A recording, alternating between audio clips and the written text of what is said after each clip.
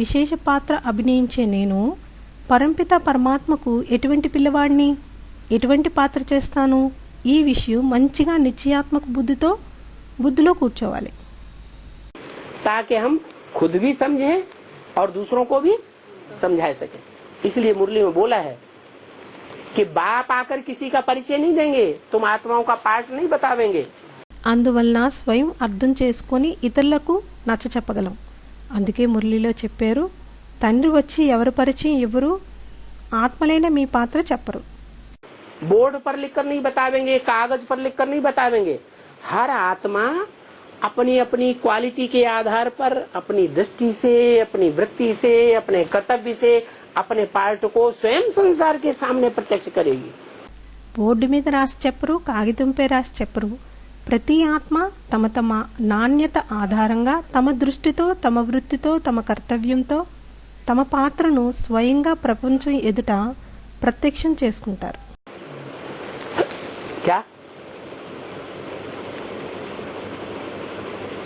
क्या प्रजापिता राम वाली आत्मा सबको बतावेगी? नहीं. या प्रजापिता में शिव बाबा सबको बतावेंगे? या ब्रह्मा की सोल प्रवेश करके गुलजार दादी के द्वारा बतावेगी? नहीं. ఏమిటి ప్రజాపిత రాంవాలి ఆత్మ అందరికీ చెప్తారా? లేదు. లేక ప్రజాపితలో శివబాబా అందరికీ చెప్తారా? లేక బ్రహ్మ యొక్క ఆత్మ ప్రవేశించి గుల్జాదాది ద్వారా చెప్తారా? లేదు. हर आत्मा अपने स्वरूप को पहले पहचानेगी और प्रूफ सहित पहचानेगी. क्यों? क्योंकि बोला है बुद्धिमान बाप के बुद्धिमान बच्चे बिना प्रूफ और प्रमाण के कोई बात मानने के लिए तैयार नहीं होते. ప్రతి ఆత్మ తన స్వరూపాన్ని మొదట గుర్తిస్తుంది మరియు రుజువుల సహితంగా గుర్తిస్తుంది. ఎందుకనగా చెప్తారు, బుద్ధివంతుల తండ్రి యొక్క బుద్ధివంతుల పిల్లలు రుజువులు మరియు ప్రమాణాలు లేకుండా ఏ విషయం ఒప్పుకోవడానికి తయారుగా ఉండరు. तो हम बुद्धिमान बाप के बुद्धिमान बच्चे हैं. क्या विश्व की बादशाही लेने वाले हैं, राजा बनने वाले हैं राजयोग सीख करके. కనుక మనం బుద్ధివంతుడి తండ్రి యొక్క బుద్ధివంతులైన పిల్లలం. ఏమిటి?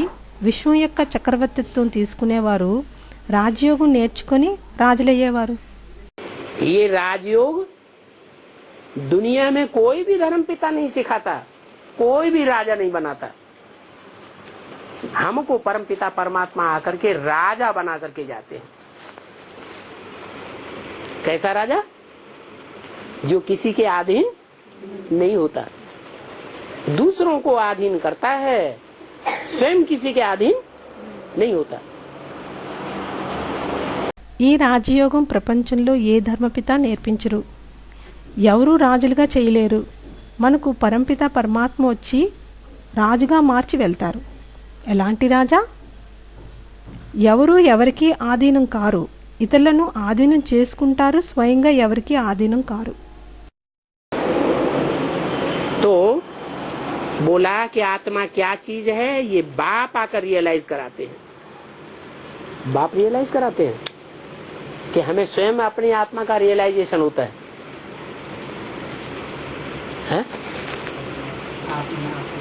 अपना अपना रियलाइजेशन स्वतः ही होता है. అయితే చెప్పారు, ఆత్మ ఎలాంటి వస్తువు? ఇది తండ్రి వచ్చి తెలియజేస్తున్నారు. తండ్రి తెలియజేస్తారా?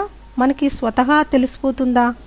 తమ తమ యథార్థాన్ని గ్రహించేది స్వతహాగానే అవుతుంది. तो आत्मा का ज्ञान अभी आया है कि आत्मा में अविनाशी पार्ट भरा हुआ है. అయితే ఆత్మ యొక్క జ్ఞానం ఇప్పుడు వచ్చింది. ఏమనగా ఆత్మలో అవినాశి పాత్ర నిండి ఉందని. वो परम पिता परमात्मा भी है तो आत्मा ही, परंतु उनको ज्ञान का सागर कहा जाता है. कौन? जो परम पिता परमात्मा का पार्ट है वो क्या है? ज्ञान का सागर है. ఆ పరంపిత పరమాత్మ కూడా ఆత్మే, కానీ ఆయన్ను జ్ఞానసాగరుడు అని అంటారు. ఎవరు? ఏదైతే పరంపిత పరమాత్మ పాత్ర ఉన్నదో ఆయన ఏమిటి? జ్ఞానసాగరుడు అవుతారు. तो सागर एक होता है या सागर अनेक होते हैं? एक ही होता है। क्यों? अंध महासागर नहीं है, प्रशांत महासागर नहीं है, हिंद महासागर नहीं है, अरब महासागर नहीं है, 7 सागर है ना, एक थोड़े ही है। అయితే సాగరం ఒకటే అవుతుందా లేక సాగరాలు అనేకమా? ఒకటే అవుతుందా? ఎందుకు? అంద మహాసాగరం లేదా? ప్రశాంత మహాసాగరం లేదా? హిందూ మహాసాగరం లేదా? అవును. అరబ్ మహాసాగరం లేదా? 7 సాగరాలు ఉన్నాయి కదా, ఒకటా ఏమిటి? तो ये जो विदेशी जब से आते हैं तो जो एक सागर है उसके खंड खंड कर देते हैं। क्या? द्वैतवाद फैलाते हैं। सागर के अनेक रूप हो जाते हैं। 7 सागरों में संसार बटा हुआ है और 7 महाद्वीपों में सारा संसार बट जाता है। అయితే ఈ విదేశీయులు ఎప్పటి నుంచి వస్తారో, అయితే ఏదైతే ఒక సాగరం ఉండేదో దాన్ని ఖండఖండాలు చేస్తారు. ఏమిటి? ద్వైతవాదం వ్యాపింపజేస్తారు. సాగరం అనేక రూపాలు అవుతుంది. 7 సాగరాల్లో ప్రపంచం పంచబడుతుంది మరియు 7 మహాద్వీపాల్లో మొత్తం ప్రపంచం పంచబడుతుంది.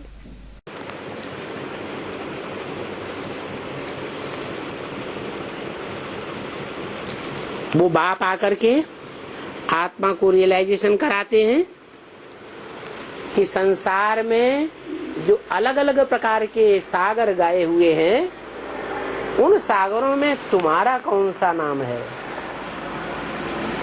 तुम कौन से सागर का पार्ट बजाते हो? कोई अंध महासागर का भी पार्ट बजाने वाली आत्मा होगी। ఆ తండ్రి వచ్చి ఆత్మకు నిజపరుస్తున్నారేమంటే, ప్రపంచంలో ఏవైతే రకరకాల సాగరాలకు గాయన ఉన్నదో ఆ సాగరాల్లో మీ పేరేది? మీరు ఏ సాగరం యొక్క పాత్ర అభినయిస్తున్నారు?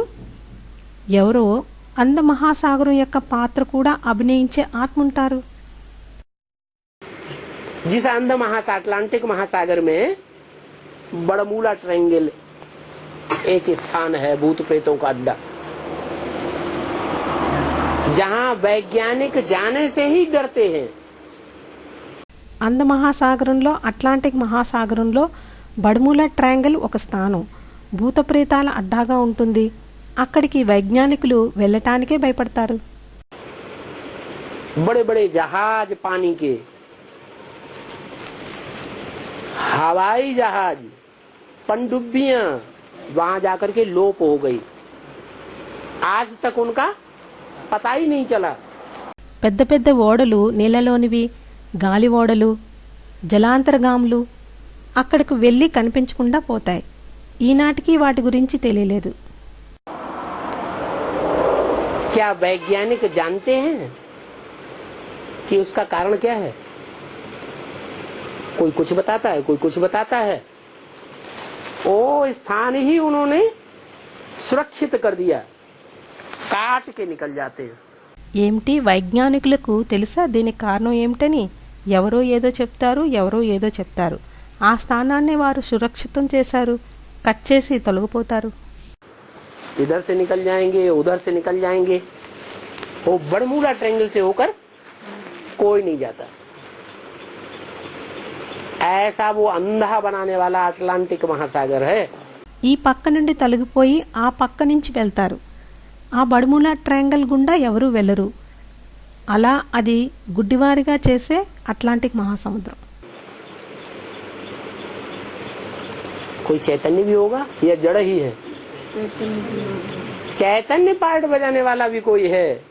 ఎవరో చైతన్యం కూడా ఉంటారా లేక జడమేనా? ఎవరో అన్నారు చైతన్యం కూడా ఉంటారు అని. చైతన్య పాత్ర అభినయించేవారు కూడా ఎవరో ఉన్నారు. तो बोला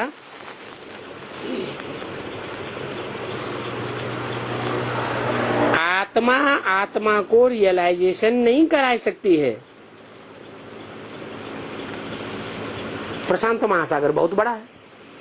అయితే అన్నారు ఆత్మ ఆత్మకు రియలైజేషన్ చేయించలేదు. ప్రశాంత మహాసాగరం కూడా చాలా పెద్దది. तो प्रशांत महासागर का चैतन्य में पार्ट बजाने वाला जो व्यक्तित्व होगा, क्या दूसरे सागरों को अपना ज्ञान दे सकता है? दूसरे जो सागर हैं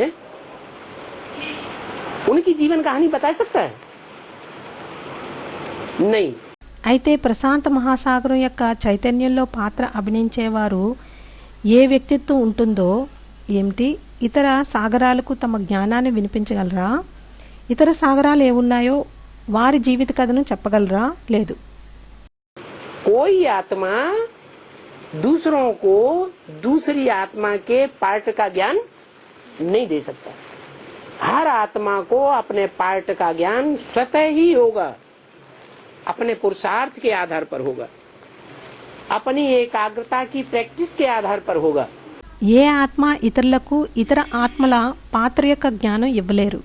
ప్రతి ఆత్మకు తమ యొక్క పాత్ర జ్ఞానం స్వతహాగానే ఉంటుంది, తమ పురుషార్థం ఆధారం మీద ఉంటుంది, తమ ఏకాగ్రత యొక్క అభ్యాసం యొక్క ఆధారం మీద ఉంటుంది.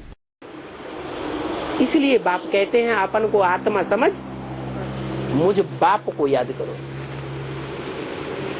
मुझ बाप को याद करेंगे तो तुम्हारे अंदर स्वतः ही वो शक्ति आ जाएगी। అందుకే బాబా అంటున్నారు, మిమ్మల్ని మీరు ఆత్మ అనుకొని నన్ను తండ్రిని యాద్ చేయండి. తండ్రైన నన్ను యాద్ చేస్తే మీ లోపల స్వతహాగానే శక్తి వస్తుంది. जैसे इस मनुष्य सृष्टि के पहले बीज में वो शक्ति आती है कि उसे अपने स्वरूप का ज्ञान हो जाता है। कौन सी आत्मा? राम वाली आत्मा, राम बाप को कहा जाता है। ఏ విధంగా ఈ మనుష్య సృష్టి యొక్క మొదటి బీజంలో ఆ శక్తి వస్తుందో, ఏమనగా ఆయనకు తమ స్వరూపం యొక్క జ్ఞానం కలుగుతుంది. ఎటువంటి ఆత్మ? ఎవరో అన్నారు ప్రజాపతి వాలి ఆత్మ అని. రామ్ వాలి ఆత్మ. రాముడని తండ్రిని అంటారు. उसको जैसे निश्चयात्मक बुद्धि से अपना ज्ञान हो जाता है, कोई उससे कहे कि तुम नहीं हो सकते तो बाहर से भले वो स्वीकार करे अच्छा हम नहीं है, लेकिन अंदर से क्या उसका निश्चय डिगेगा? अंदर से उसके निश्चय को डिगाने वाला कोई भी संसार में नहीं है।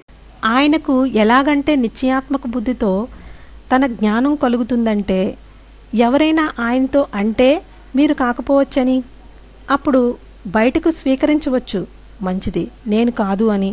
కానీ లోపల నుండి ఆయన నిశ్చయం తొలగుతుందా? లోపల నుండి ఆయన నిశ్చయాన్ని తొలగించగలిగిన వారు ఎవరు ఈ ప్రపంచంలో లేరు. ऐसे ही हर आत्मा को अपने अपने स्वरूप का रियलाइजेशन होना है। जब पक्का रियलाइजेशन हो जाएगा तो दुनिया चाहे कितना भी हिलाती रहे वो हिलने वाला नहीं होगा. అలాగే ప్రతి ఆత్మకు తమ తమ స్వరూపం యొక్క యథార్థాన్ని గ్రహించాలి. ఎప్పుడు పక్కాగా యథార్థాన్ని గ్రహిస్తుందో ప్రపంచం ఎంతగా కదిల్చినా సరే వారు కదలరు. तो आत्मा क्या चीज है? वो बाप के बिना और कोई भी नहीं जानते हैं.